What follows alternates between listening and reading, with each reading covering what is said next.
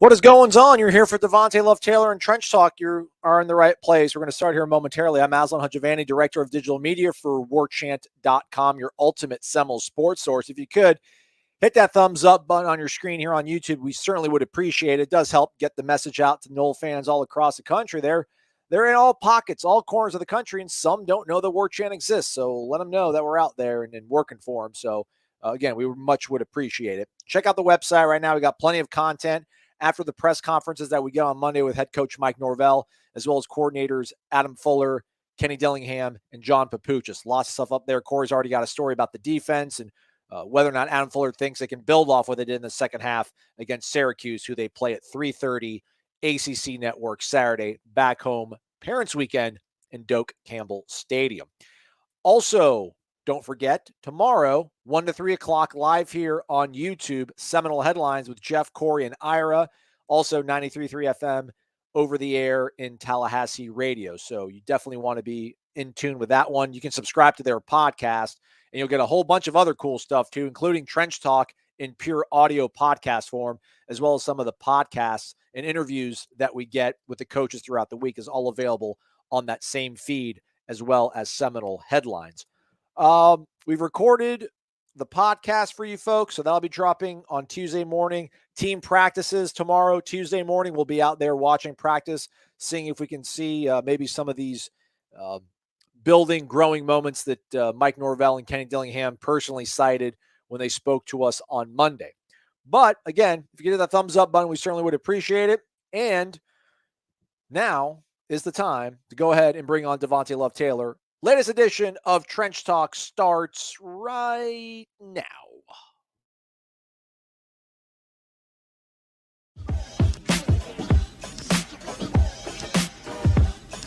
From the ultimate Seminole sports source comes another original live content production. Trench Talk with Devontay Love-Taylor. You bring the live rounds, he'll bring the pancakes. And now, number 58 in your programs, but number 1 in your hearts, here's the man of the next half hour, Devontay Love-Taylor.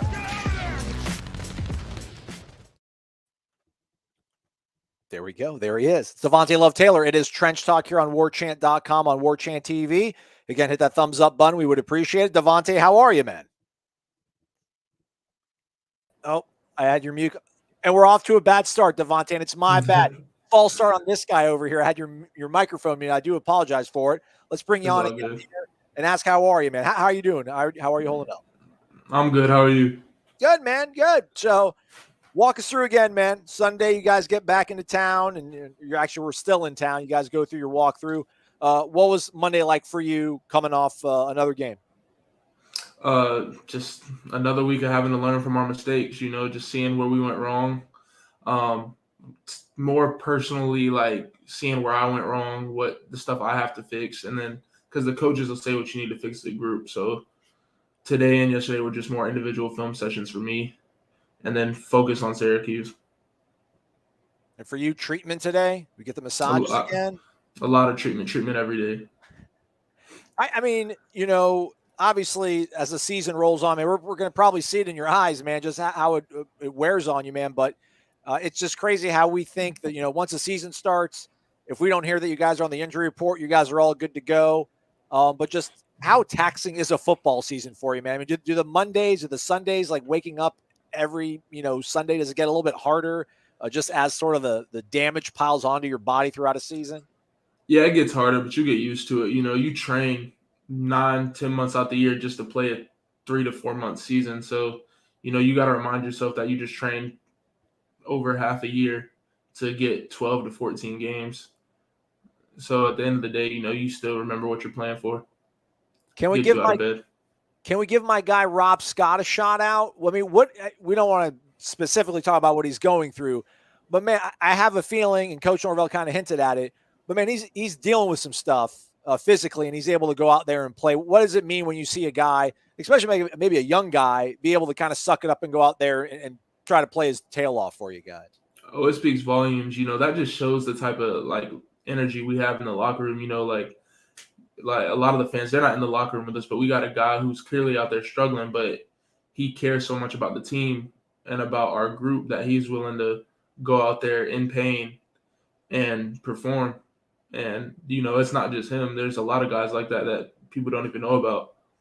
But that's just the type of love we have for each other in our locker room. Probably you too, but you don't want to talk about it. I'm not going to put you on the spot about it. But on Mondays, Devontay, before you and I do this chat, we do your show here, Trench Talk on Warchant TV. We speak to Mike Norvell, your head coach, as well as Kenny Dillingham, Adam Fuller, and John Papuchis. Our own Corey Clark asked Coach Norvell a question about, with what's going on with the team, must be a little bit difficult for him to recruit off of that. Even though watching the games, it does appear that you guys are functioning at a good enough level to win some of these games. It hasn't worked out in your guys' favor, unfortunately. I haven't been able to put it all together, I guess. But Corey asked him, how are you going to recruit? How do you talk to parents? How do you talk to kids when you're kind of going through this bit of a stretch? And I don't know if you've watched the interview, but it was a pretty emotional response. He kind of got, there's a lot of energy in his voice and a lot of emotion. So I'm going to play that for you. And I want you to kind of let us know what you think afterwards, as we're done hearing this, when your head coach kind of lays everything out for everybody the way he did earlier this morning. I mean, look, I'm pissed off that we're 0-4. Right? And we can bring up how many years it's been. I don't really give – that's not – I can't control that. I can control this team at this moment and right now with the opportunity. So we're going to work our butts off to go get better. And we're going to do it the right way. And we're going to have a standard of how we operate. It's going to be the same standard that we're going to ask them to do in the classroom, the same standard of everything that we do. I'm going to hold myself to it because I got to be the example. And you know what? Does that mean I'm not going to make a mistake? I'll probably make a mistake. Might make one today, might make one tomorrow. But I will respond to that. And so that's the team I want because I've seen it work. I've been a part of teams that, they've been on a losing streak. They didn't get caught up with all the crap that was on the outside and everybody telling you what you can't do and, this is the issue and that's it. Yeah, it's easy to point at that. But who wants to be a part of the solution? So those are the guys we're going after. And, there's some kids that, man, this program over here, they're well established.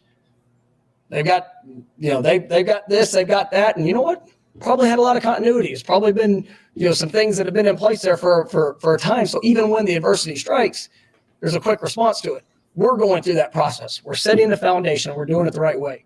And so I'm excited about the guys that we're recruiting because I'm excited about the guys that say yes. And then when adversity strikes and, oh, man, you lost a couple of games. Is that still what you want to do? Ones that stand up, step out, and those are the guys that you can guarantee are going to be a part of the change in a positive way. And we have those guys here. I have those guys in that locker room right now because it's really easy when it's 31-7, right? Which, you feel it. If I was a fan, I'd be pissed off, 31-7. Right? Some of them stayed, some of them didn't. The ones that did got to see a team that came back and responded, right, and played their butts off till the end. Now, were we successful? No, it was a failure. We did not win that game, and that's what we came out. I felt very confident in it. I felt that we were going to put ourselves in a great position. But, we came up short. But they did not stop. They continue to believe. And it's for the guys that we recruit, for the coaches that are on the staff, for the players that are on this team, that's what I want. Because if you have that, then you might get your butt knocked down, but you're going to get up and you're going to respond the right way. Yes, we are 0-4, but we have today. And then, Lord willing, wake up tomorrow, we'll have tomorrow. And what we do with that, man, I've got a lot of confidence in. All right, thank you. You don't want another question? Thank you, guys. All right, man. I think he has that kind of emotion in his voice when he talks to you guys at halftime, when he talks to you guys after a game.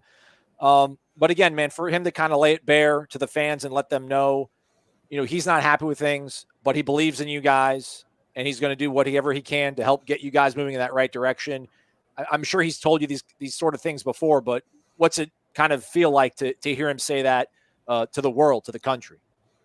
I mean, just the energy he brought to the interview, that's what he brings every day. He's very consistent. And, the stuff he said, he's right. If I was a recruit and I heard that, I'd ask if I could sign today. That's the type of stuff you want to hear. And he's right. We do have those guys in the locker room. Things aren't going the way we want to right now, but we have a full staff that believes in us, and we have a full locker room of players that believe that we can win. And, that's all we need. is belief in us. He talked about, fans leaving and stuff. And I forgot who I told, but, we train to overcome adversity. That's how we practice. You've been to our practices. Our practices are chaotic. They're difficult. They're hard. That's why when we're down and we come back, it's not a shock to us. We were down 18 points in the fourth quarter and came back and tied it up. We were down 31-7 at one point and had multiple chances to tie the game. We're getting there. We're improving. We just haven't put it all together yet, but we will. I mean, I don't want to be the moral victory guy, but you guys are getting so close. I mean, does it feel like that corner, like you guys, I mean, the wheel is turning, man. I don't know if you guys haven't made it around it yet, but it feels like it's now it's more the little things, the details. Before last season, it was everybody was seeing the big things going wrong. It was the big picture. And now the little things are catching up. So it's everything, the way you're living off the field, what you will impact what you're doing on the field, though maybe the way you just watch film needs to change. Everything, discipline, all that. It's the little things now. So Coach also talked about, we'll start pivoting to some of the fan questions that we have over on the Tribal Council of Warchant.com, but he was saying that the most important recruiters for him are you guys, or the guys in the locker room, because you guys will tell the players what it's like to be coached by this staff, what they invest in you guys, what they ask for you to invest in them. So I guess in that sort of vein, I mean, I know they usually probably have younger guys doing some of the pitches because they'll be around and, hopefully you'll be in the NFL here in a year from now. But what would you say to a player right now if they were on an official visit and had some questions about things? I mean, I know you told us a little bit about the energy too, but I mean, when you level with a player, I mean, what kind of message would you deliver to them right now? So my thing, I always use an example. When I was in high school, at the time my high school wasn't very good, and I had a chance to go somewhere that was very good. And it's like, do you want to be a part of a turnaround, or do you want to go somewhere that's already established? You come here, you have a chance to be a part of one of the best turnarounds in college football. You have a great staff and great position coaches. You're in a great city with great fans, and you can be a part of a turnaround. Or you can go somewhere that's already established and just be another name that comes and goes. And, whenever they ask me, our coaches, whenever we do get recruits, our coaches say, be honest, don't lie. Whenever I talk to O-linemen, I tell them, I say, Coach Atkins is going to be hard on you, but you're going to become a better football player and you're going to become a better man. And same with Coach Norvell, they're all hard. The passion he brought in that interview, that's what he brings every day on the field. So that's just a normal day for him. The fans don't get to see it. The media doesn't get to see it every day, but that wasn't anything over the top. That's just who he is. No doubt. All right, man, let's turn it over to the warchant.com Tribal Council. A lot of good vibes being sent your way. This is our guy Dave in Kentucky. Just wants to let you know that, Devontay, that I'm an emergency room primary care doctor in Kentucky. I've got a beautiful wife, 3 healthy kids. Right now, life is good. 8 years ago, I was going through a tough, sometimes dark time. Medicine's my second career. I have a 1-year-old son. I was newly married, struggling with my third medicine rotation, his third year in his rotation. There were times I wasn't sure how things were going to work out, to be honest, but every week I watched my Seminoles clobber someone, and it gave me hope and happiness during a tough time. Me and my family will be in attendance this Saturday to watch the Seminoles get their first blowout win of the season. The haters are out there, but they can root for the Harlem Globetrotters if they need a team that wins every game. Seminole Nation is behind you. Dave in Bardstown, Bachelors of Art and Religion, class of 2000. He was a marching chief in 96, garnet and gold for life. We appreciate it. Jimbo Jangles adds, keep grinding, young man. Nole Nation is behind you 100%. Saturday will be my 1-year-old daughter's first game. You're taking your 1-year-old daughter to the game, Jimbo Jangles? Come on, man. And the second, for my 3-year-old, our family of 4 will be showing up loud and proud to watch the win. Can't wait. Let's go. So these people are still in your corner, Devontay. Just know that, man. I'm sure you feel it, man, but just want to let you know. Yes, sir. Now we got Candy. She wants to talk some tech. She wants to talk some X's and O's. Mm-hmm. So we'll let her sound off. How about another technical football question? I'm here to learn, she says. I've watched a lot of football this year, and the officials seem focused on calling a lot more penalties for ineligible receiver downfield on everyone. As a lineman in an offense that sometimes calls for RPOs, run pass options, how do you manage to keep an eye on whether the ball is handed off or thrown to figure out if you need to block for a runner or stay back to pass protect? Thanks and go Noles. Good question. That's a great question. So in certain offenses, it'll be like they'll give you a play, and then it'll be followed by like another saying or something that lets you know that there is an RPO. But usually with us, you can tell by the linebackers, the offensive line, you get 3 yards. If you go past 3 yards, that's when they can call you for a legal man downfield. So usually if the linebackers bite really hard, that means he gave the ball. But if they start dropping back, that means he's dropping back to throw. So it's just more eye discipline than anything. And the plays, most of the time we know when it's an RPO, and then when it's a straight pass. So that's why sometimes it looks like we're run blocking, but then the ball has to get out quick. But then there's some situations where the ball doesn't get out as quick. So you just keep blocking, and then you get downfield, and that's another situation where you can get a legal man downfield. All right. I've been wondering that. Thanks for the question, Kenny. Thank you for the explanation, Devontay. Well done, man. I appreciate it. Is there anything on the call card, like the play call cards, like the funny little pictures? Is there anything on there that like makes you laugh? Maybe not in the heat of the game, but like you laugh that it's on your guys', cardboard holdups? There's a couple things and then sometimes just seeing people jumping up and down. It depends on the time of the game, especially when you're on the sideline and you're like, what is that person doing? You haven't tell us what it means, but like, is there like a photo of like a celebrity or something that's like the one that's like, why were we thinking to use that one? You don't have to tell us what it means, but like, is there one in particular that stands out in your mind, just being like a crazy, wacky sort of? I haven't seen one from us, but I was watching a game on TV and I think somebody had a picture of SpongeBob, and I was just like, and it probably doesn't even mean anything, to be honest.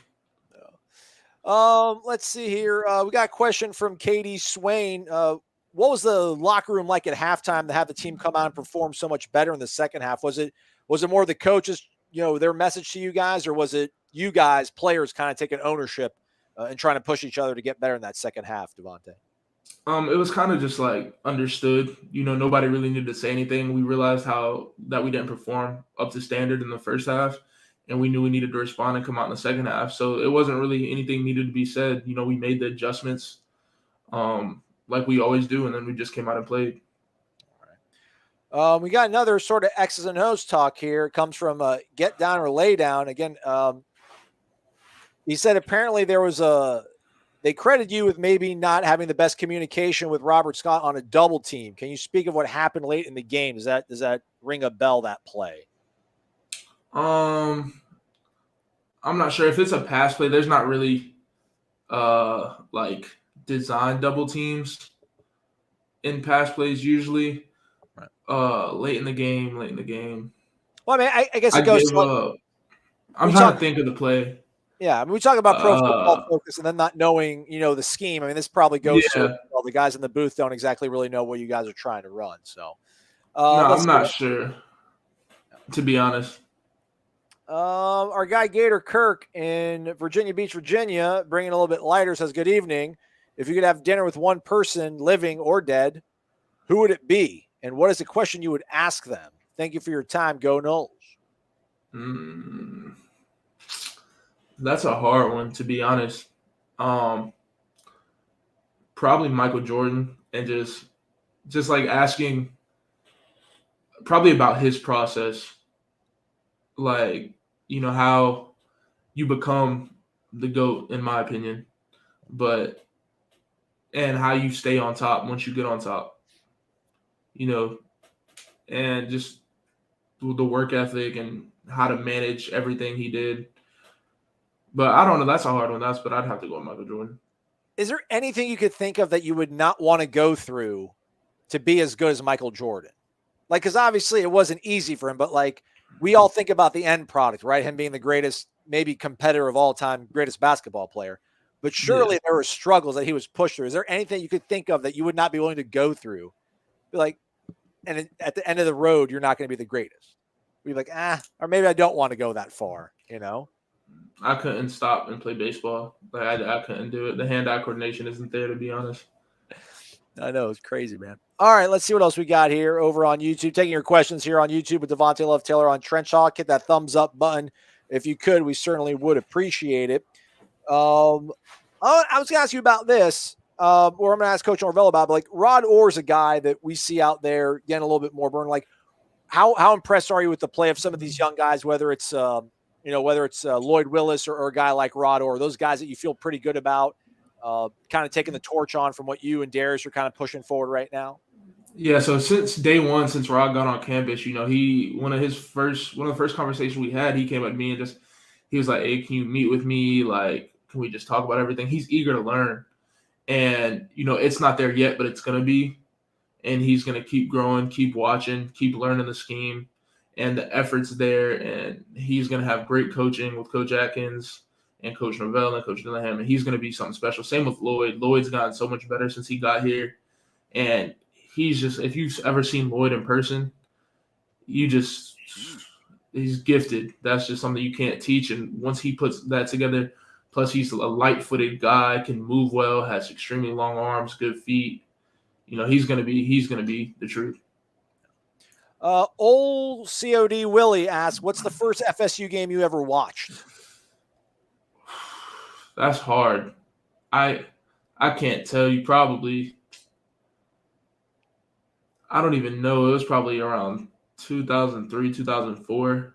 Okay. I don't remember exactly who was playing, but I just remember it was around that time period. Do you remember your first game at Doak? So my first time at Doak was actually playing. Okay. All right. Yeah, it was against Georgia Tech last year. But I came up here, my first time on campus, I came up here for a basketball tournament and played. How many official visits did you take when you were a recruit?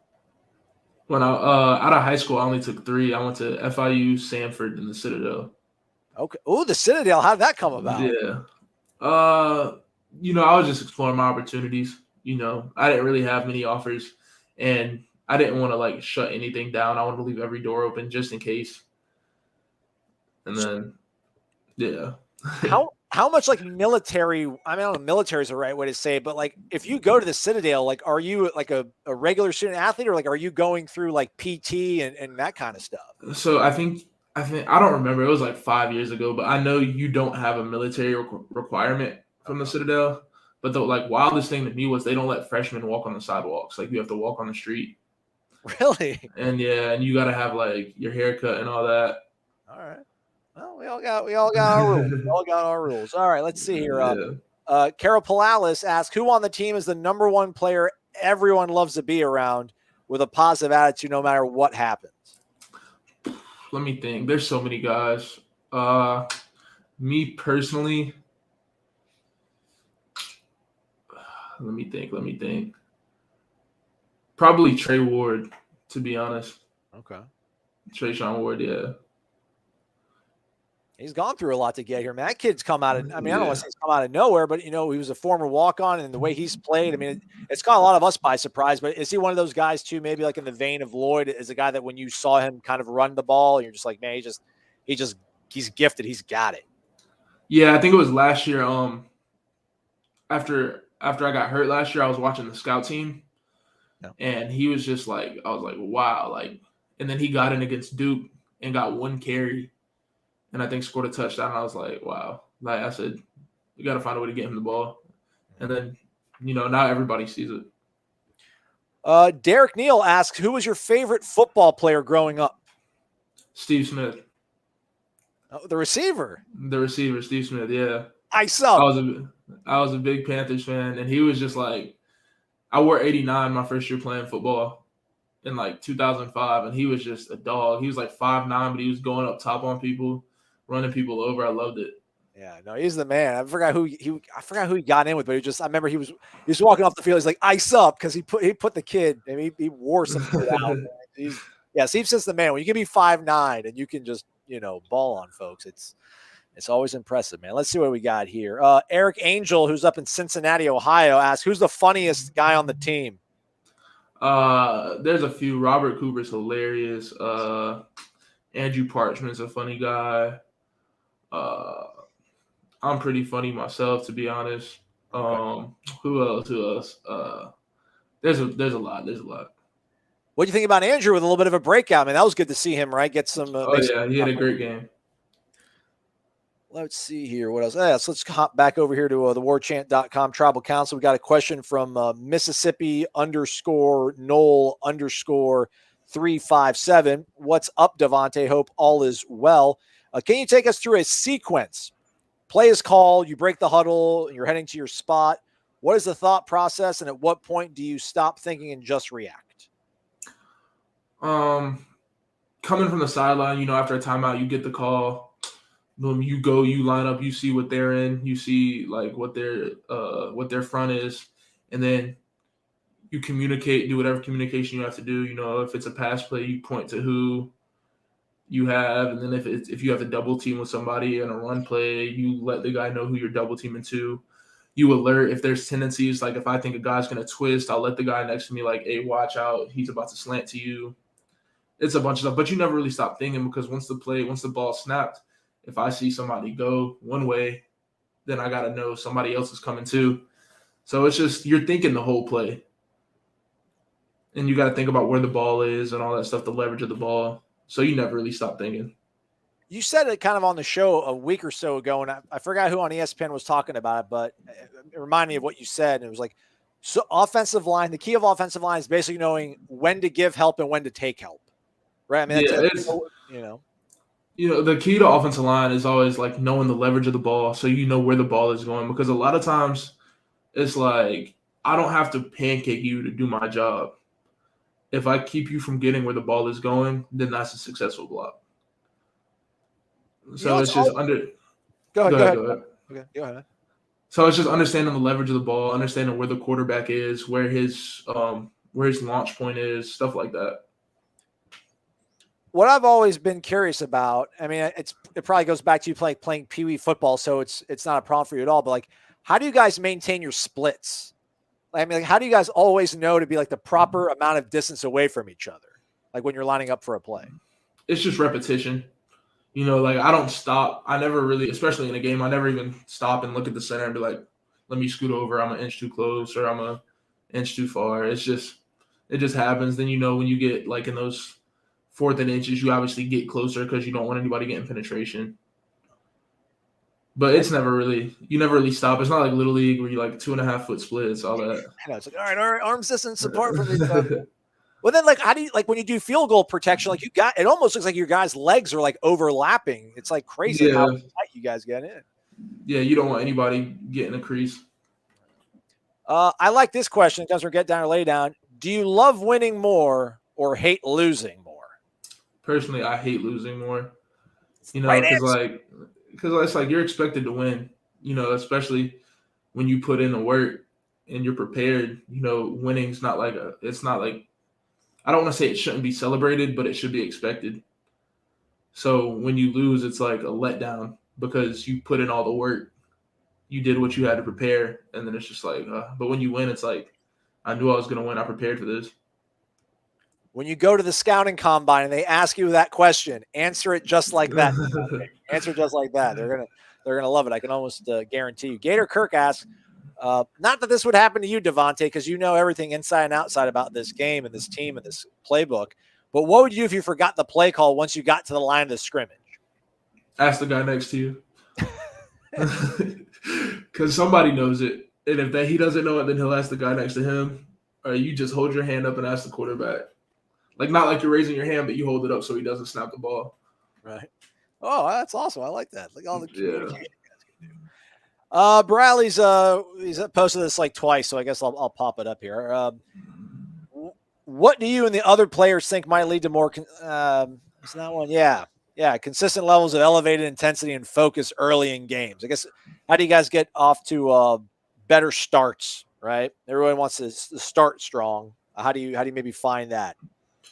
We just got to trust like our technique and our preparation from the jump, because once you come out and you see what they do for a few series and you're like, okay, I got it. And you get more confident, but we need to come out with that confidence from the jump and just trust that we're doing the right thing. And we don't need to see what they're doing before we start performing.